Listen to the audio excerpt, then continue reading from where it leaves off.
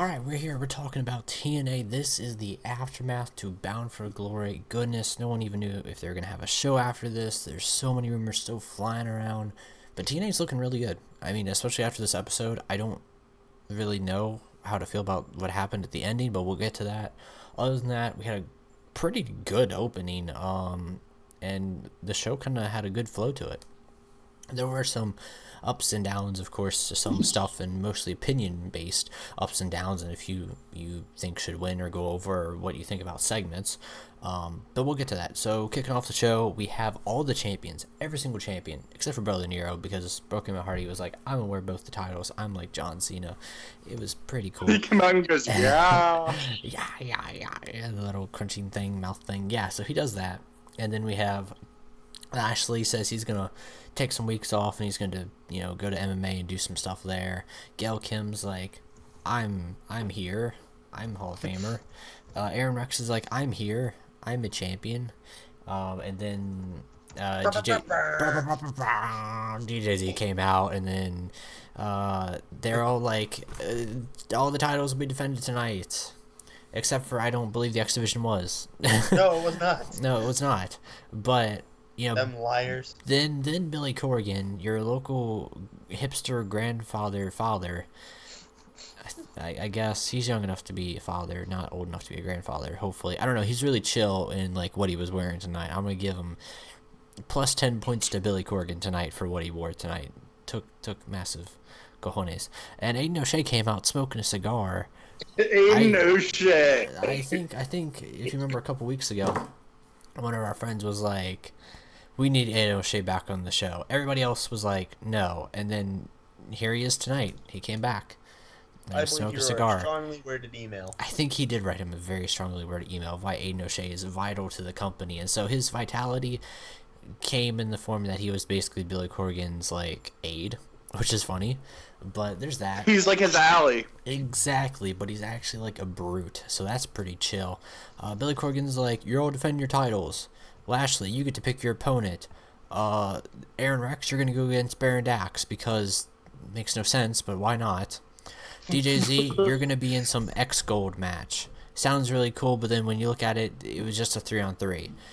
And it was like you had to get out without a certain amount of time because if you didn't, you'd be disqualified or something stupid. I don't know. So a regular trios match. Just a regular trios match, yes. And then Gail Kim was defending against Sienna in what would be a squash match. We'll get to that.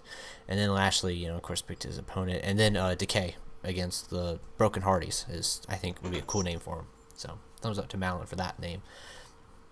I don't know why nobody ever thought of that, actually. Or maybe they did. Maybe we've talked about it, but it's just not a concept because, Brother Nero. Anyways, we kick off. We got the X-Gold match. My boy Mark Andrews, whatever you want to call him. He gets the win. So, I mean, he's not champion, but he got the win for the good guy team. So, there's that. Other than that, we have a fact of life with Eli Drake, and he has like his own little studio. He bashes on EC3. It is freaking phenomenal. Like, it was gold, and that segment alone was like worth watching this show in my opinion. So what do you guys think about that? Do you think it was like straight from the heart? I believe they gave him open mic, said can't say this, that, it seemed like talking back. Again, more shots at WWE. Exactly. And they even like had a little talking smack reference Yano thing.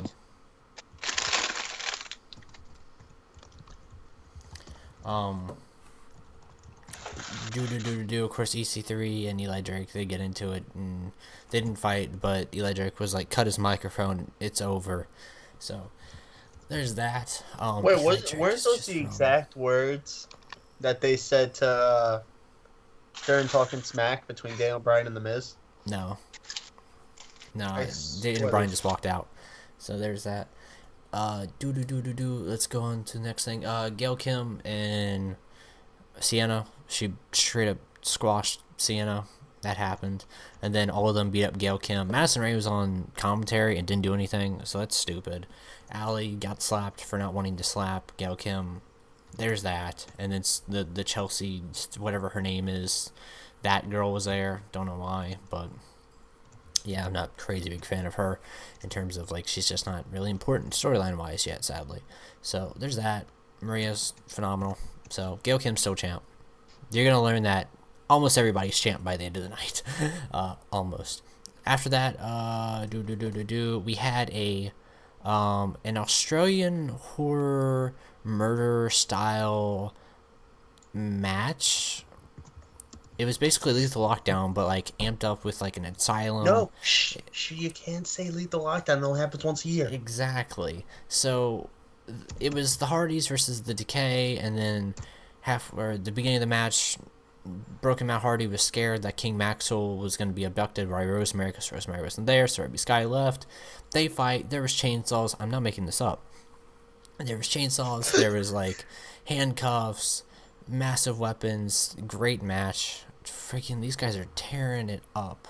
There was staple guns, and in the end, Broken Matt Hardy won for the Hardy Boys. So they're still champs. High King Maxwell. The High King.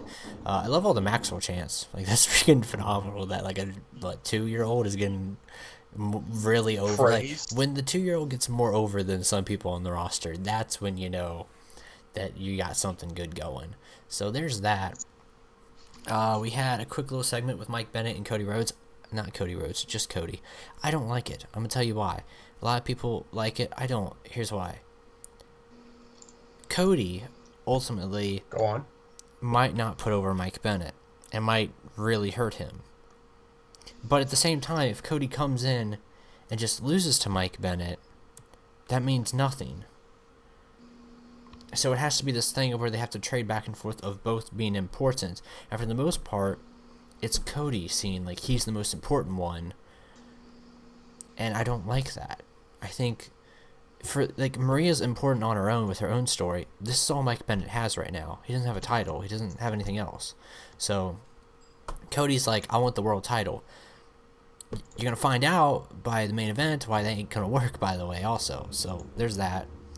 But I'm not a big fan of that. I don't know about you guys. What do you think about Cody and Mike Bennett and how that ties into storylines without breaking the main event and, what do you guys think? Mullen, do you have anything to say? I don't think that I don't see a point in Cody Rhodes being around if he's only going to be around for a short period, just to either win or lose. I don't see. The thing is I don't know how long he's going to be there because they're advertising him as a freelancer. Mm-hmm. So he could literally leave in a month, less than a month.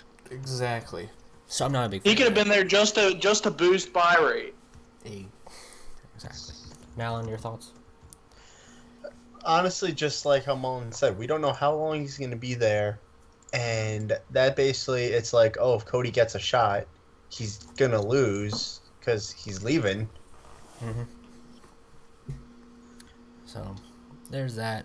Aaron Rex defended the title against Baron Dax because wrestling. I could have named a whole bunch of other people that would have made a better choice. Why is the microphone? I could have named a whole bunch of people on the roster right now. Like, I'm not even talking about people being brought in. Yeah. I'm talking about on the roster in general. I could have thought of at least 10 guys better for that opportunity. Yep. Yeah, heck, you could have even had freaking Trevor Davey Lee. Richards. You could have had Trevor Lee take on. Oh, freaking wait, I forgot. Marshe Rockett. If you guys pay attention to our TNA series, which you should, Marshe Rockett, who we boosted as like the greatest babyface of all time, a guy who we thought was much skinnier. This guy is a beast to the X Division. Much tinier. This guy's a beast to the X Division. And goodness, Lord. he looks like someone who has potential. Kind of like a much buffer Elix Skipper, I would say, to the X Division. This guy, but he's his own entity, and I really think, from my own opinions of booking him, I think hopefully if they book him right, he could be really good for the X Division, especially because I think, in terms of Helm's Dynasty, they're not making it entertaining, and I really think that's sad how X Division is just the opening match. So, there's that. Time for our main event. it was Lashley, and he said, I'm not going to face Moose, I'm not going to face EC3, I'm going to face the easy guy, Eddie Edwards.